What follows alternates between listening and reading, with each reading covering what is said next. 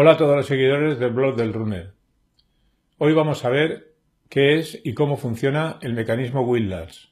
Como sabemos, el arco plantar es fundamental para propulsarnos tanto al correr como al andar. Permite la adaptación del pie a los terrenos irregulares y su elasticidad facilita la absorción de los impactos. El funcionamiento del arco plantar se basa en un sistema de poleas conocido con el nombre de mecanismo Windlass, que significa polea en inglés.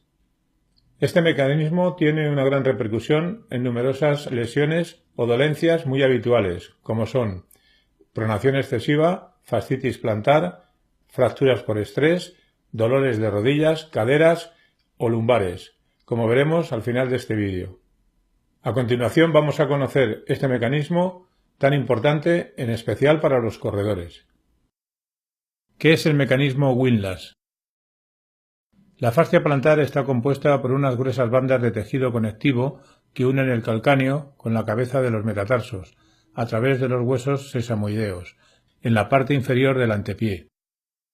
John Hitch describió el mecanismo Windlass como la estructura formada por la fascia, el calcáneo, sesamoideos y metatarsos que actúan como poleas. A través del mecanismo Windlass, la fascia plantar cumple un rol fundamental en la biomecánica del pie. Sus funciones principales son las de soportar el arco plantar y facilitar la propulsión, disipando las fuerzas que se ejercen sobre el pie. ¿Cómo actúa el mecanismo Windlass? Podemos distinguir tres tipos de mecanismo Windlass, según su función en la marcha bípeda. Windlass activo. Se produce durante la fase de vuelo, justo antes del aterrizaje del pie en el suelo. Comienza con la dorsiflexión de las falanges del pie, en especial el halus. Las cabezas metatarsales actúan como polea tensando la fascia plantar. El acortamiento de la fascia obliga al arco lateral interno a ascender. Finalmente se produce una supinación del retropié en el momento del aterrizaje. Windlass inverso.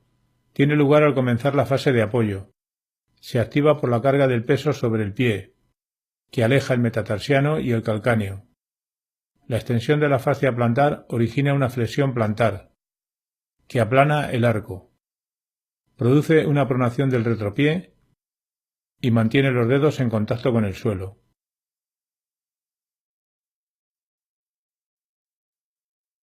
Windlass pasivo. Se desarrolla durante la fase de propulsión. Se denomina pasivo porque la tensión es generada por el tendón de Aquiles que eleva el talón y genera una flexión dorsal pasiva de las metatarsofalángicas. De esta forma se vuelve a aumentar la tensión en la fascia, elevando el arco y produciendo una supinación brusca del retropié. El mecanismo Windlass durante las fases de la carrera. Durante la fase de aterrizaje, el Windlass activo produce una supinación del retropié. En la fase de apoyo, el Windlass inverso genera una pronación del retropié. Al comenzar la fase de apoyo, el centro de masa se lateraliza y acto seguido recae en la región del primer espacio intermetatarsal. En la fase de propulsión, el Windlass pasivo produce de nuevo una supinación brusca del retropié. La tensión generada por la dorsiflexión del halus se transmite hacia arriba por la parte posterior del talón, tensando el tendón de Aquiles y haciendo que la tibia rote externamente. Esta fuerza se transmite a su vez hacia el fémur y de ahí a la cadera y al tronco. Disfunciones del halus que afectan el mecanismo Windlass. Como hemos visto, el halus juega un papel fundamental en el mecanismo Windlass. Por ese motivo vamos a centrarnos en las deficiencias ocasionadas por una disfunción del halus. Halus limitus. Consiste en una capacidad limitada de flexión dorsal de la primera articulación metatarsofalángica del halus. Esto influye principalmente en la fase propulsiva. Si el halus tiene poca movilidad, el tobillo tendrá menor fuerza de propulsión, es decir, menor palanca. La rodilla tendrá que flexionarse más de la cuenta y la cadera se extenderá menos. El halus limitus puede ser de dos tipos, en función del rango de movimiento de la articulación metatarsofalángica. Funcional, cuando el rango de movimiento en flexión dorsal es menor de 65 grados en dinámica.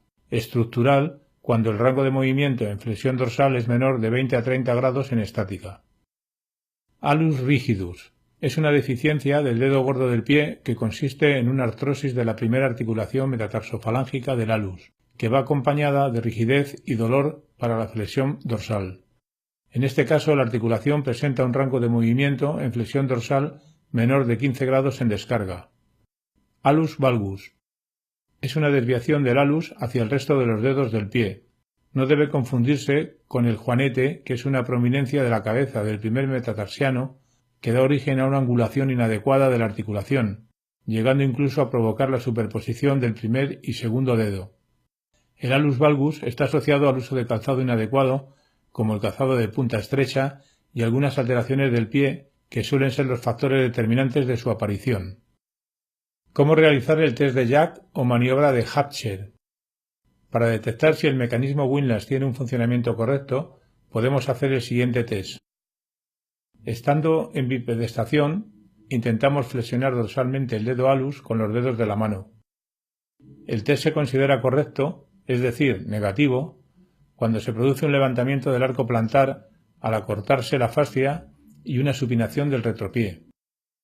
Se acompaña de una rotación externa del astrágalo y de la tibia. Valores angulares de referencia son más de 65 grados en descarga y menos de 12 grados en carga. Si el arco del pie no se eleva y no hay supinación, el test se considera incorrecto o positivo, y esto puede ser debido a una función incorrecta del alus o alteraciones biomecánicas. ¿Cómo mantener el mecanismo Windlass en buen estado? Es importante dar libertad y movilidad a toda la estructura del pie. De esta forma conseguiremos fortalecerlo y que las alteraciones o deficiencias biomecánicas se reduzcan o incluso desaparezcan. Por ello debemos ser muy responsables a la hora de elegir el calzado más adecuado para andar y para correr, teniendo en cuenta estos detalles. Evitar un calzado terminado en punta y con horma estrecha. Esto afecta al alineamiento de nuestros dedos, sobre todo al alus. Evitar que el upper sea rígido y esté muy ajustado, lo cual dificulta la movilidad del alus. Evitar el uso indiscriminado de calzado con soportes o plantillas, que debilitan el arco plantar y precipitan los problemas en el mecanismo de Windlass. Evitar zapatos de tacón alto o con drop. Si habitualmente utilizas zapatos con drop o tacón para andar, evita alternarlos con calzado plano o sin drop para correr. Esta alternancia produce un cambio estructural muy estresante en el pie y en el tendón de Aquiles. Fortalecer el pie mediante ejercicios específicos como andar de puntillas, descalzo o con calzado minimalista, tanto en terrenos irregulares como en arena, hierba, etc. El uso habitual de calzado minimalista contribuye a fortalecer y mejorar el mecanismo de Windlass. Evita que los niños utilicen calzado con suela rígida prematuramente, ayudando así a la formación de su arco plantar. Síntomas de un mal funcionamiento del mecanismo Windlass. Aparte de los síntomas causados por las deficiencias biomecánicas originadas por tener los pies cabos, varos y planos, debemos considerar los síntomas ocasionados por las deficiencias del alus, fascia plantar y tendón de Aquiles, como son los siguientes. Dolor en las rodillas, caderas y lumbares. Pueden deberse a una deficiencia de tipo alus limitus o rigidus. Exceso de pronación. Existe una relación entre el alus limitus funcional y la pronación. Fracturas y fisuras por estrés en los metatarsos al soportar más tensión de la debida. Durezas y callos en las interfalángicas del alus por un pie excesivamente pronado o con un arco muy descendido.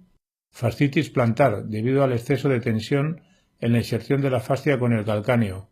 Es un proceso inflamatorio muy común entre los corredores producido por una fatiga del tejido. Si te ha resultado interesante este vídeo, dale a me gusta. Puedes dejar tus comentarios aquí abajo. Para suscribirte pincha aquí o bien haz clic aquí para ver otro vídeo interesante.